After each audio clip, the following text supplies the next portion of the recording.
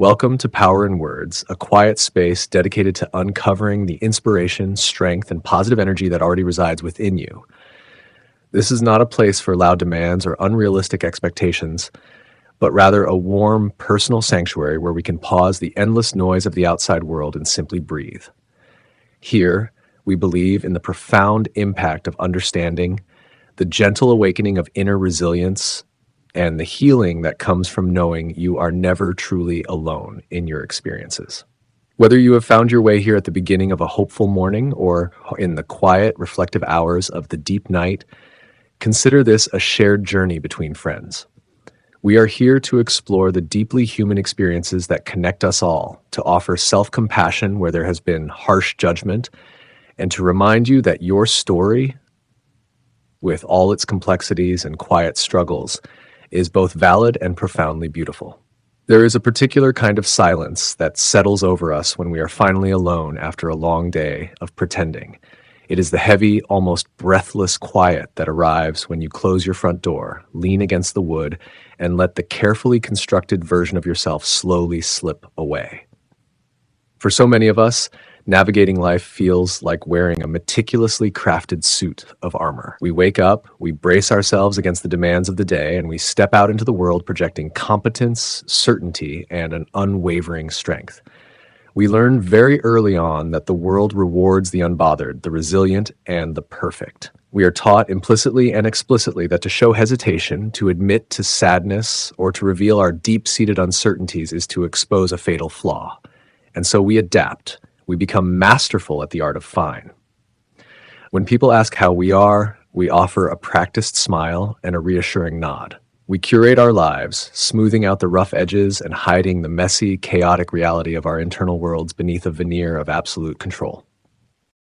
But this armor, while initially designed to protect us from rejection and judgment, eventually becomes a prison of our own making. The psychological toll of constantly maintaining a false self is immense. It is an exhausting, invisible labor that drains our emotional reserves and leaves us feeling profoundly isolated, even when we are standing in the middle of a crowded room. As a therapist, sitting across from people for many years, I have seen the devastating impact of this hidden exhaustion. I have seen highly successful individuals, people who appear to have effortlessly conquered the world, break down in the safety of a quiet room because the weight of their own facade has simply become too heavy to carry. They are haunted by a pervasive loneliness, an acute fear that if anyone were to truly see them, to see the doubts that keep them awake at night, the past mistakes they cannot stop replaying, the persistent imposter feelings shadowing their achievements, they would be stripped of love and left completely alone. We live in a culture that profoundly misunderstands the nature of strength. We have confused stoicism with resilience, and we have equated emotional suppression with maturity. We look at those who are struggling, and out of our own discomfort, we offer them hollow platitudes. We tell them to stay positive, to look on the bright side, or to simply push through the pain. This is the danger of toxic positivity. It invalidates the very real, very human experience of suffering and forces our deepest pains back into the shadows where they mutate into shame. Shame is the silent epidemic of our time. It is the insidious voice that whispers that we are uniquely broken, that our struggles are evidence of our inadequacy, and that we must hide our true faces at all costs. The poet Maya Angelou once captured this suffocating burden beautifully when she observed that there is no greater agony than bearing an untold story inside you. When we swallow our truths, when we hide our fears, we do not make them disappear. We simply trap them inside our bodies, where they manifest as anxiety, as burnout, and as a quiet, desperate longing for a life where we do not have to try so incredibly hard just to exist. It is precisely here, in the depths of this exhaustion and this hidden shame, that we must confront one of the most transformative psychological truths of the human experience. It is a truth that directly challenges everything we have been conditioned to believe about safety and survival. The researcher and storyteller Brené Brown articulated this paradigm shift with profound clarity when she stated that vulnerability is the birthplace of courage. This single sentence possesses the power to completely rewire how we understand ourselves and how we interact with the world around us. For a very long time, we have looked at vulnerability as a synonym for weakness. We have viewed it as the moment our defenses fail, the moment we are caught off guard, the moment we are exposed and defenseless before a harsh and critical world. But true vulnerability is not weakness. It is the exact and precise opposite. Vulnerability is the absolute core of human courage. It is not about oversharing your deepest traumas with strangers, nor is it about projecting our unhealed wounds onto those who haven't earned the right to hold our stories. Vulnerability is the quiet, terrifying, and profoundly beautiful willingness to be truly seen. It is the willingness to show up and be entirely yourself when you have absolutely no control over the outcome. It is the deeply psychological act of removing the armor and stepping into the arena of your own life, knowing full well that you might stumble, that you might fail, and that you might get your heart broken. And think about the moments in your life that have required the most immense, undeniable bravery. It was not when you were feeling completely confident and assured of victory. Courage does not exist in the absence of fear. It exists exclusively in the presence of it. True courage is the moment you sit in your car before walking into a difficult conversation, your heart hammering against your ribs, your palms sweating, and you choose to open the door anyway. It is the moment you look at someone you deeply care about, and without any guarantee that they feel the same way, you say the words, "I love you," first. It is the profound bravery required to sit across from a manager or a partner and say, "I am overwhelmed, I am in over my head, and I need help." These are not acts of fragility. These are moments of raw, undeniable power. They are the moments where we reclaim our humanity from the jaws of perfectionism. We are terrified of vulnerability because we believe it will drive people away. We believe our fractures and our flaws make us unpalatable. Yet the great paradox of human connection is that we are not drawn to people because of their perfection. Perfection is intimidating. Perfection is cold, sterile, and entirely unrelatable. When we encounter someone who is flawlessly composed, we might admire them from a distance, but we do not connect with them. We connect with people through our shared humanity, through the cracks in the facade. When someone has the courage to stand up and say, "I am struggling right now," or "I am terrified I am not enough," it does not make us think less of them. Instead, it acts as a universal permission slip. It allows every other person in the room to exhale, to drop their own heavy armor, and to whisper, "Me too. I thought I was the only one." This is how the heavy ache of loneliness begins to dissolve. It is not eased by simply being surrounded by more people. It fades in the authentic experience of being deeply seen and understood by another human being. But you cannot be seen if you are forever hiding behind a mask of your own creation. You have to take the risk of exposure. You have to risk the judgment of others in order to secure the freedom of being yourself. And the truth is, some people will judge you. Some people who are deeply uncomfortable with their own vulnerabilities will recoil from yours. That is the risk.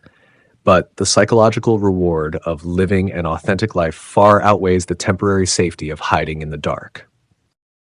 The journey toward this kind of emotional bravery does not begin with a grand, sweeping gesture. It begins quietly, gently, and internally in the space of your own mind. It begins with the radical, deeply subversive act of self-compassion. For years, you may have been your own harshest critic. You may have operated under the belief that if you punish yourself enough, if you hold yourself to impossibly brutal standards, you will eventually become bulletproof. But clinical insight tells us a very different story.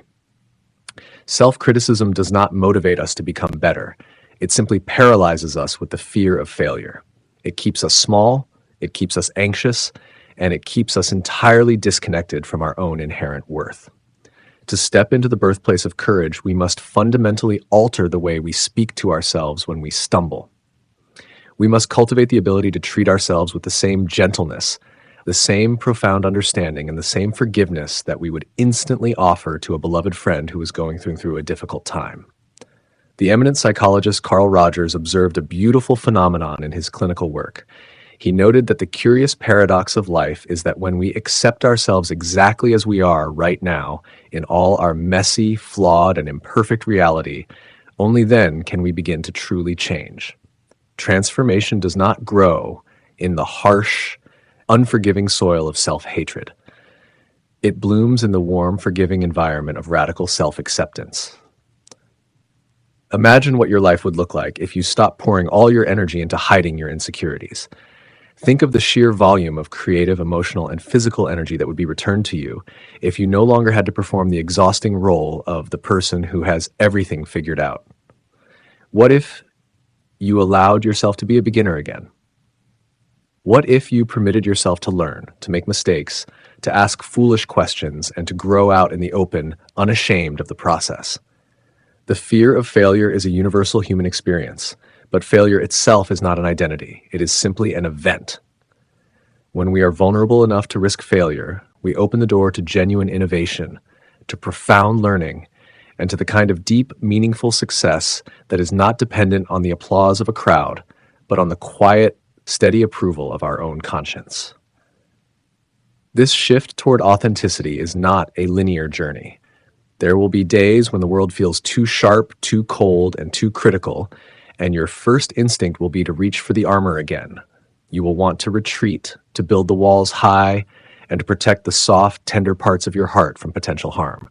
That is a natural, deeply human protective response, and you must not judge yourself for it. Resilience is not the absence of retreat. It is the capacity to notice that you are hiding, to gently acknowledge the fear that drove you into the dark, and to bravely choose to step back out into the light. It is a daily practice. It is the conscious, repeated decision to let down your guard over and over again, even when the memory of past pain tells you it is a terrible idea. As we navigate the complexities of identity formation throughout our lives, we are constantly being asked to let go of who we thought we were in order to become who we are truly meant to be. This inherently requires the courage to be vulnerable. It requires the bravery to grieve the loss of old dreams, old relationships, and old versions of ourselves that no longer fit. It asks us to stand in the uncomfortable, ambiguous space between what was and what will be, without rushing to fill the void with certainty. When we embrace vulnerability, we stop trying to control the uncontrollable narrative of our lives. We surrender to the unpredictable flow of human experience. Yes, we open ourselves to the real possibility of grief and disappointment, but simultaneously we open the door to immense joy, deep gratitude, and a love that is fierce and unconditional. There's a quiet, beautiful revolution that happens when a person finally decides they are done pretending. The tension in their shoulders drops. The guarded, hyper-vigilant look in their eyes softens. They begin to speak with their actual voice, not the voice they think people want to hear. They stop apologizing for taking up space in the universe. They realize that their worth is not a conditional commodity that must be constantly earned through achievement, perfection, or people-pleasing. They discover the solid, unshakable ground of their own inherent dignity. They realize that they are entirely worthy of love and belonging, exactly as they are right in this incredibly messy, complicated moment. You possess an inner strength that is far more durable than any armor you could ever construct. The walls you have built have served their purpose. They kept you safe when you needed safety most. But you are no longer the person who needs to hide. You have survived the worst days of your past, and you have cultivated a deep internal well of resilience that you perhaps have not even begun to fully recognize. It is time to trust your own capacity to handle the emotional weather of the world. It is time to recognize that you are capable of bearing the discomfort of exposure, because on the other side of that temporary discomfort lies the authentic, deeply connected, and wildly vibrant life you have been quietly longing for in the dark. As the spiritual teacher Ram Dass beautifully observed, we are all essentially just walking each other home through this confusing, beautiful landscape of human existence.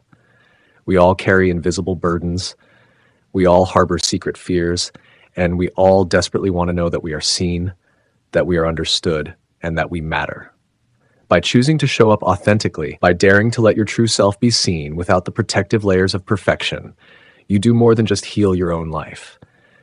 You become a beacon of hope for every other person who is still terrified and hiding in the shadows. Your vulnerability becomes a silent, powerful testament to the enduring strength of the human spirit. It says to the world, I am here, I am imperfect, I am entirely human, and I am not afraid anymore. As you move forward from this moment, carry this quiet truth with you into the noise and the rush of your daily life. Remember that the goal is not to become invulnerable, but to become so deeply rooted in your own self-worth that vulnerability becomes your greatest superpower. When you feel the familiar urge to shrink back, to say what is expected rather than what is true, or to hide your struggles behind a flawless facade, pause and take a long, deep breath. Acknowledge the fear, thank it for trying to protect you, and then gently choose courage instead. Choose the messy, beautiful reality of your own humanity. Your truest strength has never been in your armor, but in your willingness to step into the light without it. If this message resonated with your heart today, please consider liking this video, sharing it with someone who might need a gentle reminder of their own strength, and subscribing to Power in Words so we can continue this beautiful journey of growth and understanding together.